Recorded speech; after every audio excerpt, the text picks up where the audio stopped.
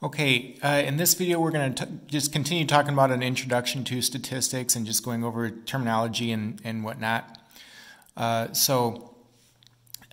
statistic is a numerical summary of a sample, and a parameter is a numerical summary of a population. Okay, and of course those are different. So are you talking about the sample, or are you talking about the population? For example, determine whether the underlying value is a parameter or a statistic. Okay, so problem 1, in a national health survey of adults age 18 and older living in all 50 U.S. states and the District of Columbia, 45.3% of residents stated that they actively try to include organic foods into their diets. Okay, is that a statistics or a parameter? Well, the 45.3% is like how did they get that? Okay, well they obviously had to get that from a sample, right? They didn't go out and ask the entire population, all adults age 18 and older living in all 50 states. I didn't get any survey like that. Okay, so that you would be a statistic. Okay, you'd understand that would be from like coming from a sample. Problem 2, only 12 men have ever walked on the moon. The average age of these men at their time of moonwalks was 37 years, 11 months, and 15 days. So that would be an example of a parameter, because the 12 men are the entire population. There's no other man has walked on the moon. Okay, so they used everybody in getting this average here. Problem 3, in Super Bowl 53, quarterback Tom Brady completed 21 out of 35 of his passes for a total of 262 yards with 0 touchdowns and 1 interception. Okay, so that's an example of a parameter, because that's information from the entire game. Okay, we're not looking at the season or throughout his career or anything like that. We're only looking at one game. Okay, so this information is everything out of one game. Okay. Problem 4, in a survey of 1,011 people, age 50 or older, 73% agree with the statement, "I believe in life after death." Okay, so that's an example of a statistic, because it's the 73% is coming from a sample. Okay, and the survey of a sample of 1,011 people, age 50 or older. Okay. In let's see, problem number 5. 803 climbers summited Mount Everest in 2018, and about 30% of the summiters climbed from the Chinese Tibet side. Okay, so that's an example of a parameter, because that's everything from the year 2018. Okay, the 803 climbers, the 30%, that's everything from that year. Okay, and so you regard that as a parameter.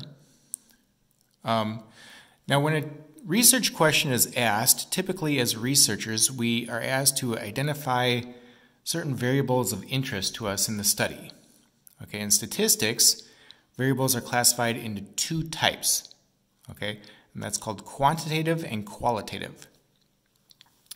So variables are the characteristics of the individuals within a population. Okay, now one thing about variables is variables vary. Okay, meaning that a variable is different from one individual to the next. For example, if you take heights of people, we know that these change from one person to the next. Okay?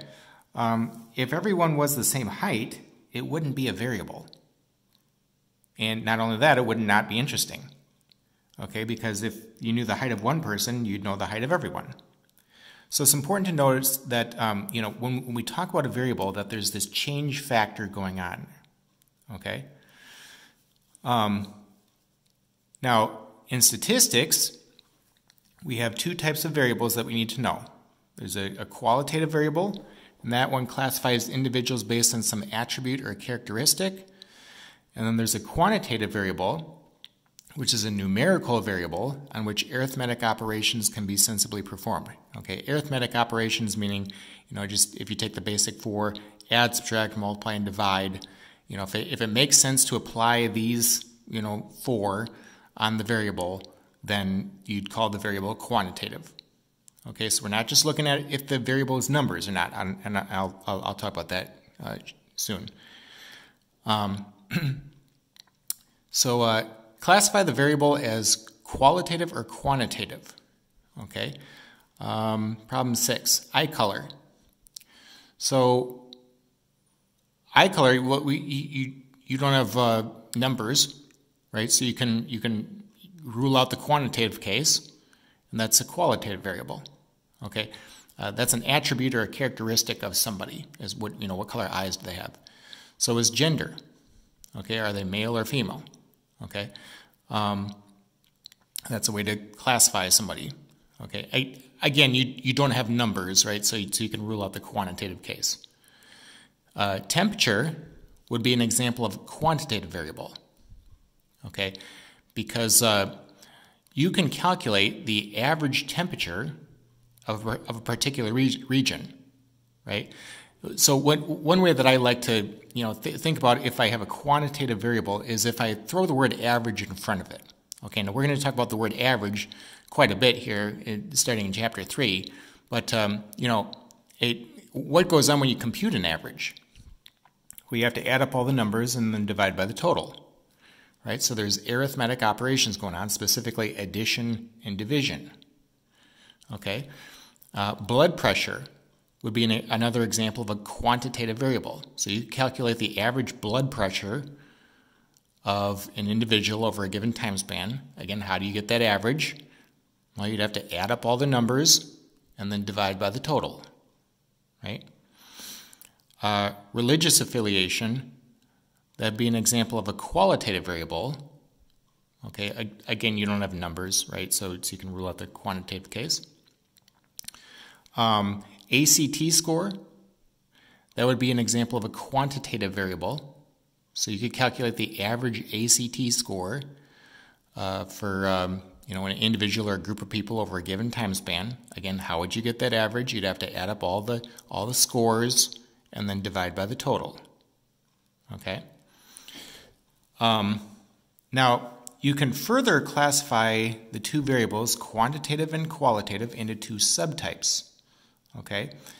A discrete variable is a quantitative variable that has a countable number of possible values. The term countable means that the values result from counting numbers, such as 0, 1, 2, 3, and so on. A continuous variable, that is also a quantitative variable that has an uncountable number of possible values. Okay. So, in other words, if it's possible to get like fractions or irrational numbers, okay, ones that are not fractions, okay, then you call the variable quantitative. Okay.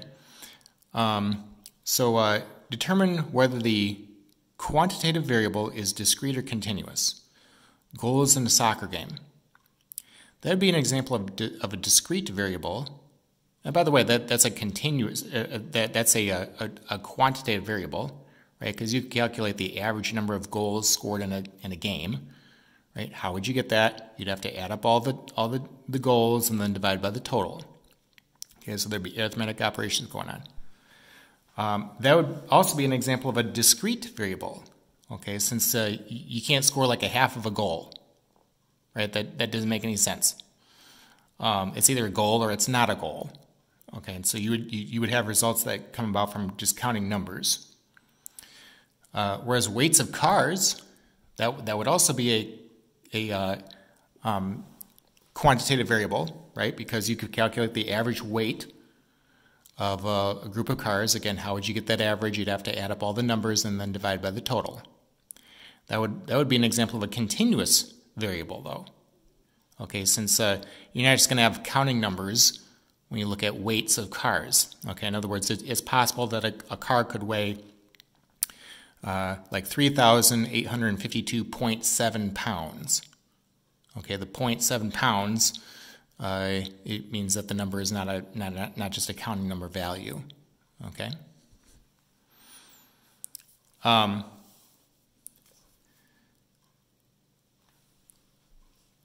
nominal variable, that's a qualitative variable that gives the values by name or category. And an ordinal variable, that's a qualitative variable that is nominal, but it also allows the values to be ranked or arranged in a specific order. Okay? So these are the two subtypes for a qualitative variable. Let's look at this. Determine whether the qualitative variable is nominal or ordinal. Okay, problem 14, colors of houses. So first of all, that is a qualitative variable, right? We don't have numbers, right? If we're just looking at colors. So that would be qualitative. Is that nominal or ordinal? Well, that would be nominal, right? Because it's not like a blue house is better than a red house, or in general, or something like that, okay? So there's no sort of natural ranking that you can place on the variable, okay? And so you'd call that nominal. Whereas problem 15, satisfaction level of a haircut, poor, fair, good, and excellent, that'd be an example of an ordinal variable, right? First of all, it is qualitative, right? If somebody's given one of these four satisfaction levels of the haircut, and, you know, an excellent haircut is better than a poor haircut. So, you know, there's a natural ranking that you can place in the variable, right? Like a best to worst type thing. Okay?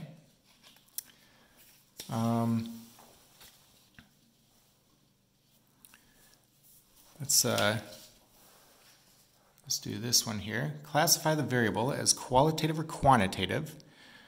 If the variable is quantitative, determine whether it is discrete or continuous. If the variable is qualitative, determine whether it's nominal or ordinal.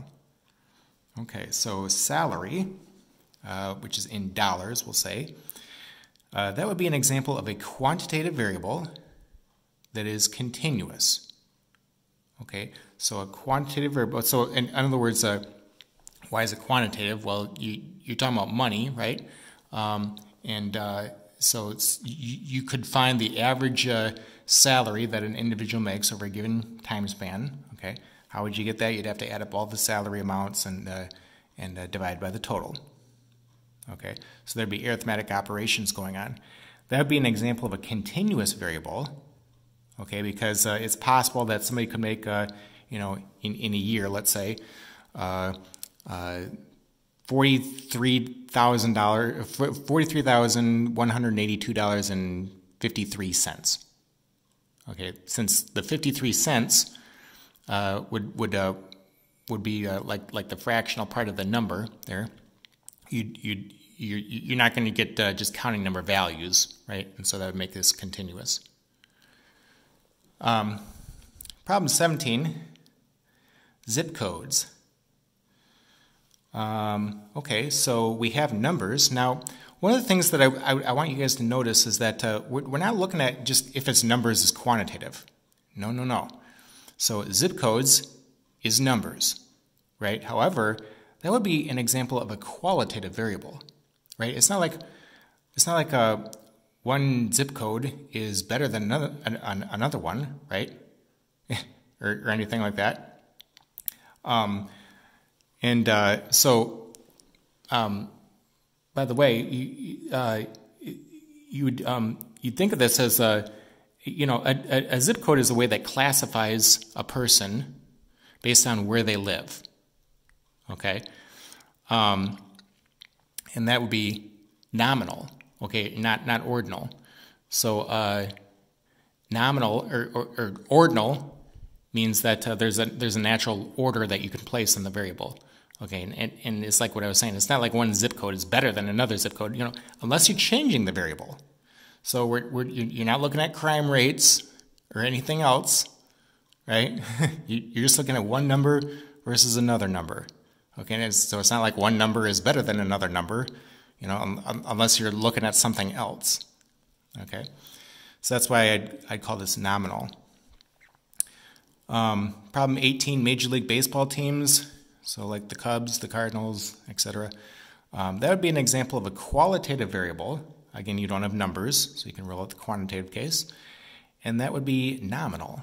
So it's not like the Cubs are better than the Cardinals or the Cardinals are better than the Cubs. You know, unless you're looking at wins and losses, which changes the variable, or a number of home runs that the team hit or something like that, which changes the variable. So all you're looking at is one name versus another name. So it's not like one name is better than another name. Okay. Problem 19, home runs hit by Anthony Rizzo. Okay, so that would be an example of a quantitative variable because you could find the average number of home runs that he hit in a season. You know, so you'd have to add up all the home runs and then divide by the total, right? And so there's arithmetic operations going on, and that would be an example of a discrete variable. So it's not possible for him to hit like a half of a home run or a quarter of a home run or some fractional amount of a home run, right? It's either a home run or it's not a home run. So you would have results that come about from just counting numbers. Okay. Number 20, letter grade on a statistics test. So letter grade, A, B, C, D, or F. Well, you don't have numbers, right? So you can rule out the quantitative case. This is ordinal also because everyone knows that an A is better than an F, right? So there's a natural ranking that you can place on the letter grades for this test. Problem 21, heights of bar stools. So that would be an example of a quantitative variable. So you could find the average height of a group of stools, right? You'd have to add up all the numbers and then divide by the total. Okay, so that makes this quantitative, excuse me. And this would be continuous. So the height of a bar stool is not going to be just some counting number value, right? You could have a bar stool be at, I don't know, 22.84 inches tall or something like that. Okay, so that would make this continuous. Okay. All right, we'll go ahead and stop right there in the notes, and we'll pick up then with this definition there in the next video.